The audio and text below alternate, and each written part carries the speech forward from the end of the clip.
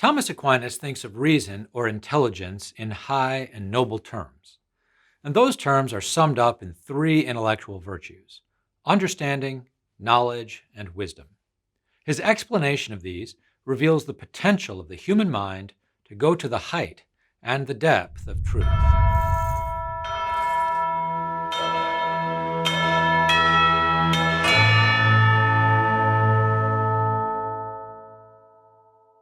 Human reason or intellect has a natural drive to read the world. People gradually come to know various things: kinds of animals, seasons of the year, mathematical truths, songs, stories, human beings, our characteristics. The list goes on and on. As we continue studying and learning the world, both individually and collectively, we learn and study increasingly more things about increasingly more subject matters, everything from grass to God. Now, the learning process is not simply learning random facts, but an attempt to understand why things are the way they are. It is one thing to know that certain birds migrate for the winter, and another thing to know why. Our awareness of reality may be distinguished roughly into things to be explained and the things that do the explaining. In the case of bird migrations, the thing to be explained is the fact that certain birds migrate for the winter, and the thing that does the explaining is the reason why they do that. For example, they're seeking a warmer climate or a better habitat for breeding or something similar. In the language of Thomas Aquinas, the things that do the explaining are called principles. When a person studies or learns a certain topic or subject matter, the person acquires an awareness of many truths.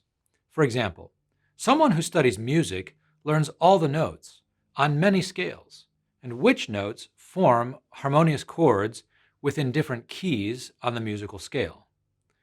Contained within that awareness are a great many truths about a great many notes and chords. And all those truths would seem to be a random collection, unless one grasps the reason why behind chord formation. Now, the quest to grasp that reason sets up the science of harmonics. Someone who knows all the truths about various chords on a musical scale but has not yet grasped the explanation or reason why has not yet acquired understanding of harmonic principles. But when someone grasps the principle or the reason why behind the various chord formations, then the person has understanding. Speaking more generally, we can say the intellectual virtue of understanding is the fixed and stable disposition of the intellect to grasp the principle or reason why things are so in a certain subject matter, for example, in harmonics. Now, when someone has understanding of a principle in a subject matter, as in harmonics, one is in a position to look at all the truths within that subject matter in light of the principle or reason why behind them all.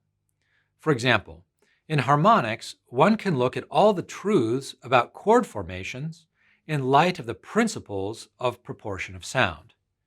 And when a person does so, the person sees all the many truths about various chords fall into an orderly whole, an intelligible pattern. And that orderly whole of many truths is called knowledge, or science. The intellectual virtue of knowledge or science is the fixed and stable disposition of the intellect to see a multiplicity of truths in a certain subject matter as an orderly whole in light of a first principle. Both understanding and knowledge are acquired by studying things, and often over a long period of time, and addressing many questions. The difference between understanding and knowledge is this: understanding is of a principle or reason why within a subject matter. Knowledge is of all the truths within a subject matter in light of the principles. Understanding of principles orders and provides explanation within whole branches of knowledge or fields of science. Newton's three laws and various other principles, for example, reveal the order and provide an explanation for all the truths within the branch of knowledge or science called classical mechanics. Now, There's one last intellectual virtue to consider. If someone can grasp a principle within a specific subject matter or domain, such as bird migration or harmonics or classical mechanics, and by grasping that principle, see the explanatory order of that whole domain of truths, and arrive at knowledge or science, what would happen if we expanded our subject matter or domain of truths as far as possible? What if we asked about reality as a whole? Can we grasp the first principle or explanatory factor of reality as a whole? If one were to do so, then one would have the intellectual virtue of wisdom. The intellectual virtue of wisdom is the fixed and stable disposition of the intellect by which one glimpses the first principle of reality as a whole. The ancient philosopher Aristotle thought that it was metaphysics that did just that, and he called it wisdom. Now, metaphysics does indeed catch a glimpse of the first principle of reality and knows that the first principle of all things is God. But thanks to God's own revelation of himself and our response of faith seeking understanding of what God has revealed, theology knows God far better than metaphysics. And that is why theology is traditionally called a higher wisdom.